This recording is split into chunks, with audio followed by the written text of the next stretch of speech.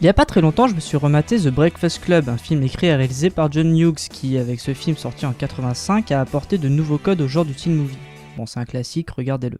Du coup, je suis allé checker la filmographie du gars et je me suis rendu compte qu'il avait écrit beaucoup de films qui avaient forgé mon enfance et surtout, l'un de mes premiers souvenirs de cinéma, Bébé par en vadrouille. Sans hésiter, j'ai donc regardé le film, dont j'avais de très bons souvenirs, pour voir s'il valait vraiment quelque chose, et si c'est pas ma nostalgie qui allait faire tout le travail et influer sur mon jugement. Bienvenue dans ce premier épisode du Cinostalgie.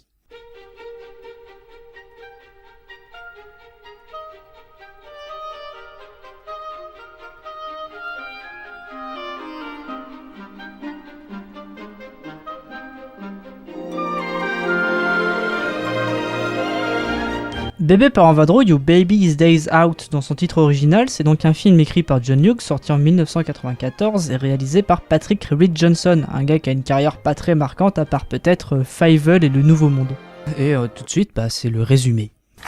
Alors, voyons voir ça. Bébé Bink Cotwell, c'est donc un bébé de 9 mois avec des parents blindés de thunes. D'un côté, Matthew Glaves, qui joue le père, que vous avez sûrement beaucoup vu à la télévision dans des séries comme Urgence, Charmed, Stargate SG1, ou toutes les séries policières possibles et imaginables. Bye bye, bye bye, bye bye, bye bye, bye bye, oh bye bye, bye bye. Et de l'autre côté, pour jouer la mère, c'est Lara Flynn Boyle, que vous avez pu voir dans la série Twin Peaks dans le rôle de Donna, et pour contrebalancer, a joué un rôle beaucoup moins glorieux puisque c'est la méchante dans Men in Black 2. Madame. Oui. Bon bref, maman Cotwell veut faire photographier son bébé pour le montrer à toutes ses copines parce que c'est le plus beau bébé du monde, sauf que le dit bébé se fait kidnapper par 3 malfrats qui se font passer pour les dits photographes. Et quelle ne sera pas leur surprise quand ils remarqueront que le rejeton a réussi à s'échapper pour aller se promener en ville et suivre le chemin de son livre préféré, Boubou prend le bus. Tu trouves pas que les aventures de Boubou qui prend le bus à la fin on s'en lasse? Je te le dis, je suis convaincue. Le film se résume donc aux 3 malfrats qui coursent le bébé en ville tout en se prenant dans la gueule moultes obstacles improbables. Eddie! Hey! Eddie, qu'est-ce qui s'est passé? Eddie, est-ce que ça va?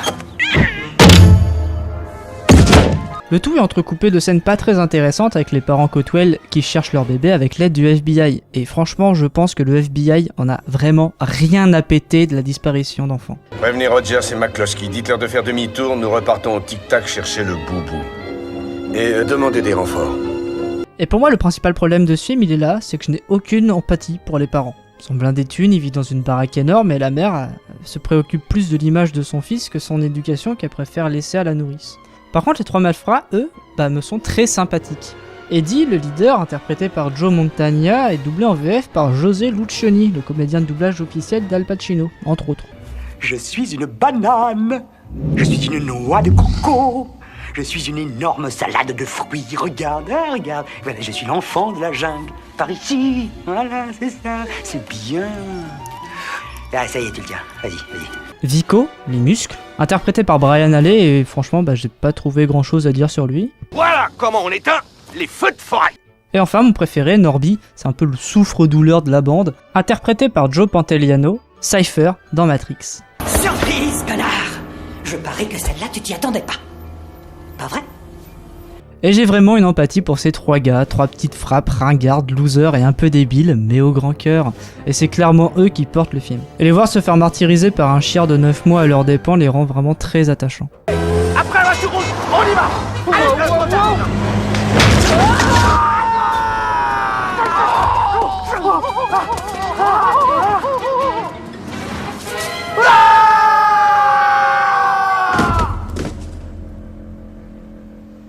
Et là, il y a un truc qui doit vous titiller. Un garçon perdu dans une ville poursuivi par des bandits alors que ses parents le cherchent. Mais c'est normal, puisque c'est exactement le même pitch que Maman j'ai encore raté l'avion, sorti 2 ans plus tôt, soit en 1992.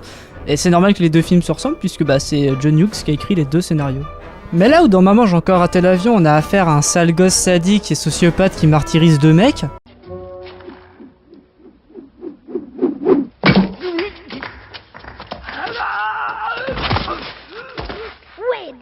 Bah dans Bébé part en vadrouille, le gamin provoque les catastrophes, inconsciemment laissant les méchants face à leurs propres bêtises. Même si dans Maman j'ai encore raté l'avion, les casseurs flotteurs veulent littéralement flinguer le gosse, donc bon, ce qui leur arrive, ils l'ont un peu cherché quoi.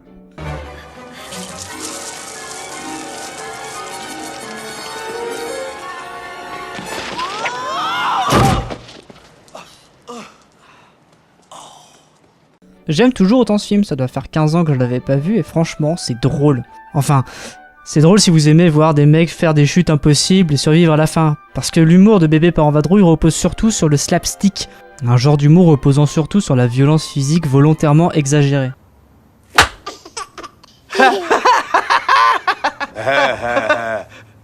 Merveilleux.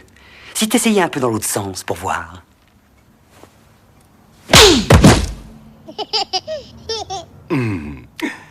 Ça marche. Un humour beaucoup popularisé avec le cinéma burlesque américain des années 10 à 40 et qu'on retrouve aussi beaucoup dans les cartoons à la Tex Avery par exemple.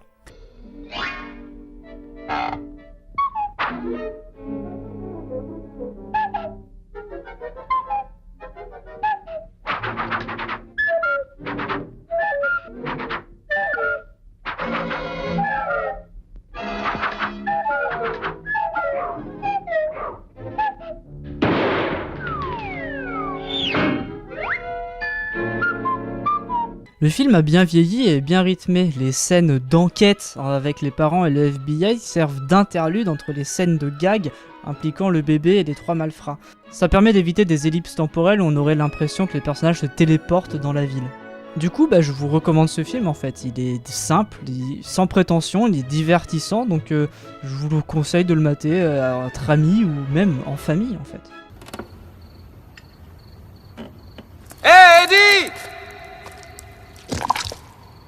Il faut qu'on rentre avant que je sèche! Eddie, est-ce que tu vois le bébé de là-haut? Accroche-toi, on remonte! J'ai une idée! Voilà, c'était ce premier épisode de Cinostalgie, donc si vous l'avez apprécié, merci, partagez-le. Et je serais curieux de savoir si vous avez vu ce film, si vous en avez des bons souvenirs, et surtout si je vous ai donné envie de le voir en fait, parce que voilà, moi c'est un film qui me tient beaucoup à cœur. Du coup, on se retrouve bientôt pour une prochaine vidéo. Ciao, bis!